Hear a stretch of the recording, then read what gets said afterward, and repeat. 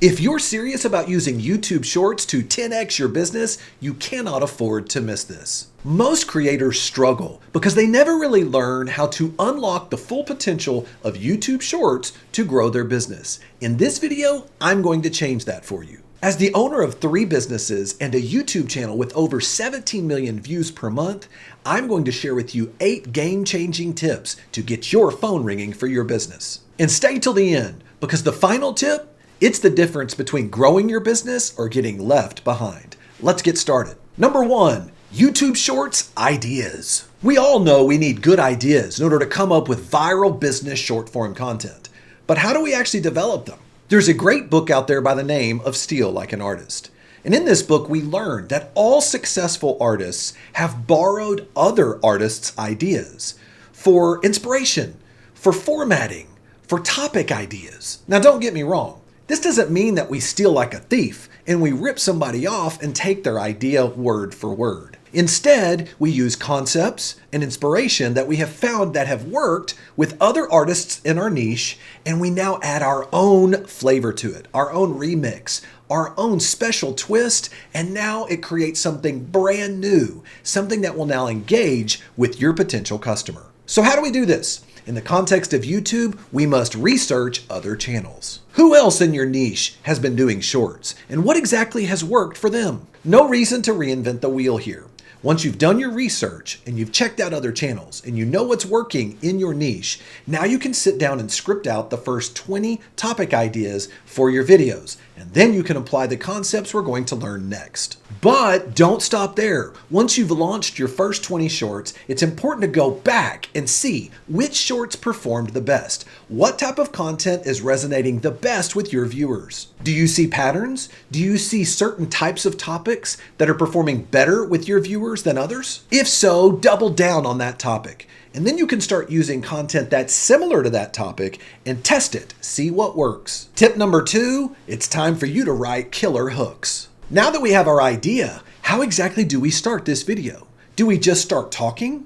Not if we want people to watch. The hook is one of the most important parts of a YouTube short, because failing to script your hook and grab the attention of the viewer will not only destroy the performance of the video, it will limit your reach. Here's the key. Script the first 3 seconds of your YouTube short to give you the best chance of hooking that viewer and getting big views. Now, don't just say anything.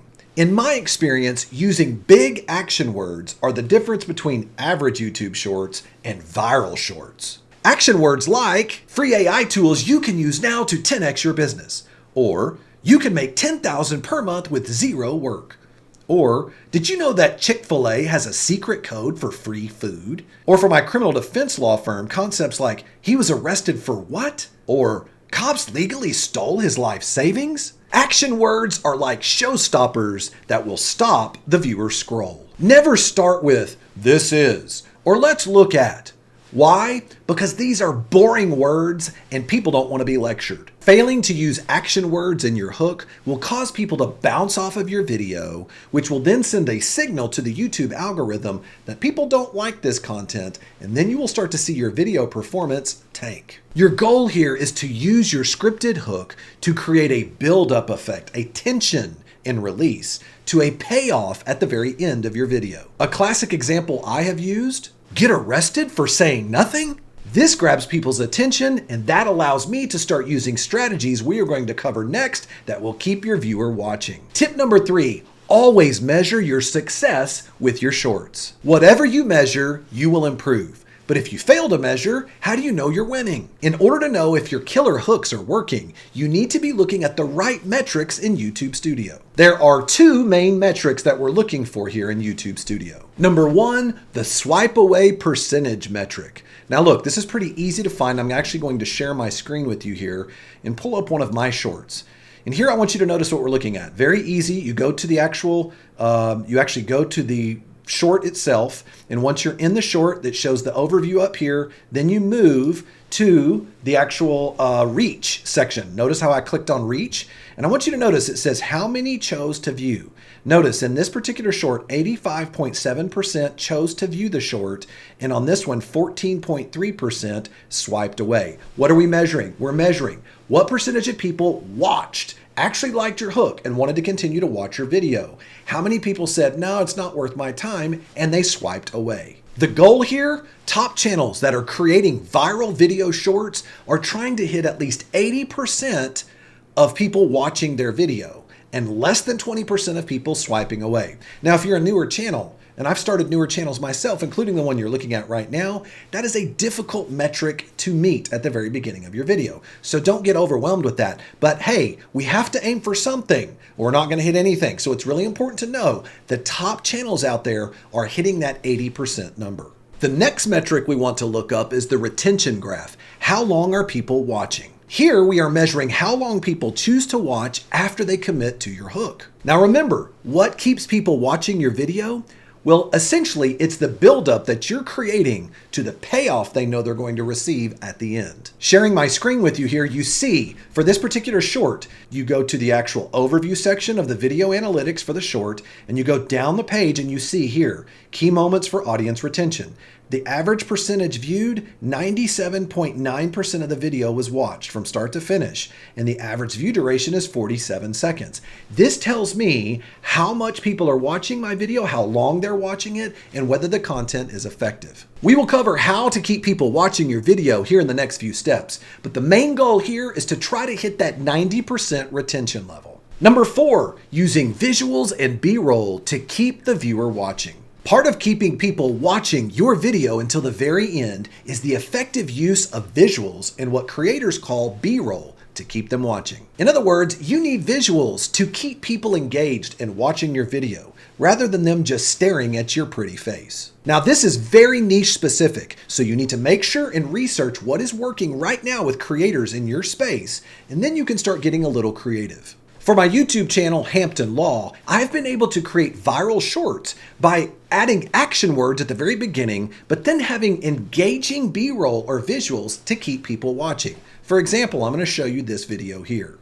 Technology has improved so much now that cops have developed a device like a gun that shoots tracker darts on your car and follows you. So now you have a real dilemma. As you can see, by adding action words along with B-roll visuals that show what's going on, this short has been able to obtain almost 8 million views. But what if your niche is more edutainment based? In that situation, you can use computer graphics along with dramatic storytelling in order to keep people watching and have them move all the way to the payoff at the end of the video. Tip number 5, always foreshadow the payoff that's coming at the end of the video. Now, here's the big strategy that gets people to watch your video all the way to the end: foreshadowing. Storytellers and book writers have used this technique for thousands of years. The simplest way to do this on YouTube Shorts is to tell the viewer exactly what they are going to get at the end of the video or if they watch the entire video. For example, by the end of this video, you'll know how to protect yourself from the police if,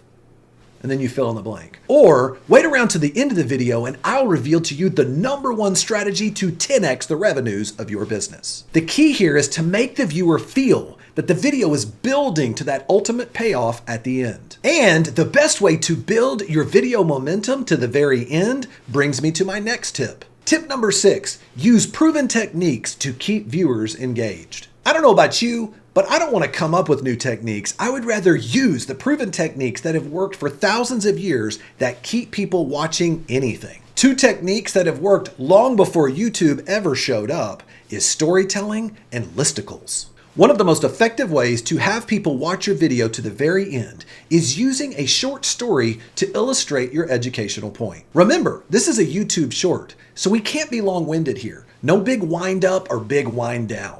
Look to personalize your educational content by overlaying it on someone's story. One of the best ways to do this is to tell it through your story, or better yet, one of your client stories. People are interested in people.